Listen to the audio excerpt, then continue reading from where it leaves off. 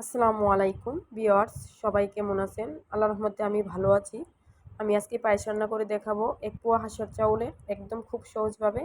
আমি এক পোয়ার মধ্যে অর্ধেক চাউল দিয়ে দিচ্ছি প্যানের মধ্যে। দেওয়ার পরে আমি 1 লিটার গরম পানি দিয়ে দিব, দিয়ে সিদ্ধ করে নিব শুধু পানি দিয়ে। 2টা তেজপাতা, 2টা দারচিনি দিয়ে দিচ্ছি।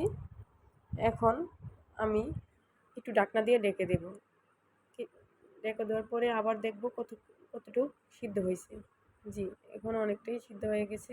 আবার একটু ঢেকে দেব। দেওয়ার পরে ঢাকনা দিয়ে ঢেকে দেওয়ার পরে এখন আবার কিছুক্ষণ পর অপেক্ষা করব, যেমন 2-3 মিনিট পর আবার ফিরে আসলাম। এখানে আমি 5-6টা এলাচ দিয়ে দিচ্ছি।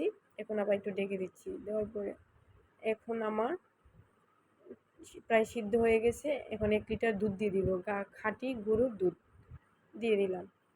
দেওয়ার পরে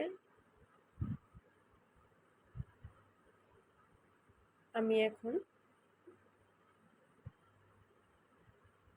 এখন হাফ 1 পোয়া চাউলের অর্ধেক যে আধ ভাঙ্গা রেখেছিলাম, প্রায় 1 কাপ হয়েছে, 1 কাপ আমি ব্লেন্ড করে রেখে দিচ্ছি। এখন দিয়ে দিলাম।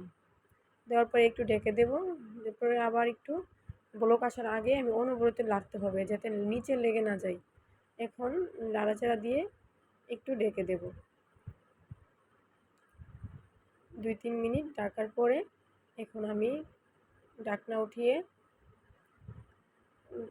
চিনি দিয়ে দিব। 4 কাপ চিনি দিয়ে দিব। 1 পোয়া চাউলের মধ্যে 4 কাপ চিনি দিয়ে দিব। 4 কাপ চিনি দিলে মোটামুটি ভালো মিষ্টি হয়। যেমন আমি মিষ্টি পছন্দ করি, তার জন্য আমি একটু মিষ্টিটা ভালো দিই। আপনার পছন্দ মতো দিবেন।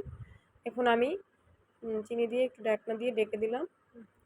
দেওয়ার পরে আমি লবণ দিয়ে দিব পরিমাণ মতো। যেহেতু মিষ্টি, লবণটা অল্প অল্প করে দিলাম। মিষ্টির মধ্যে লবণটা বেশি মানায় না, তার জন্য আমি পরিমাণ মতো দিয়ে দিচ্ছি। এখন আমি একটু নাড়াচাড়া দিয়ে দিব। মাশাআল্লাহ, আমার প্রায় সিদ্ধ হয়ে গেছে পায়েস। এখন আমি একটু ঢেকে দেব।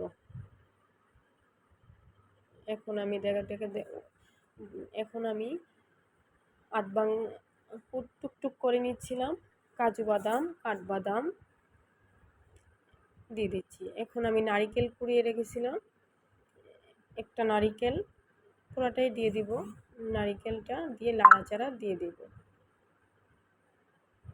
ভালো করে ঘুরিয়ে নারিকেলটা দিয়ে নাড়াচাড়া দিয়ে দিলাম। এখন দেখব কতটুকু হয়েছে। মাশাআল্লাহ, এখন আমার প্রায় হয়ে গেছে।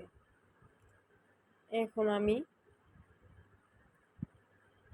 একটু বাদাম দিয়ে গুছিয়ে নিব। কাজু বাদাম, কাঠবাদাম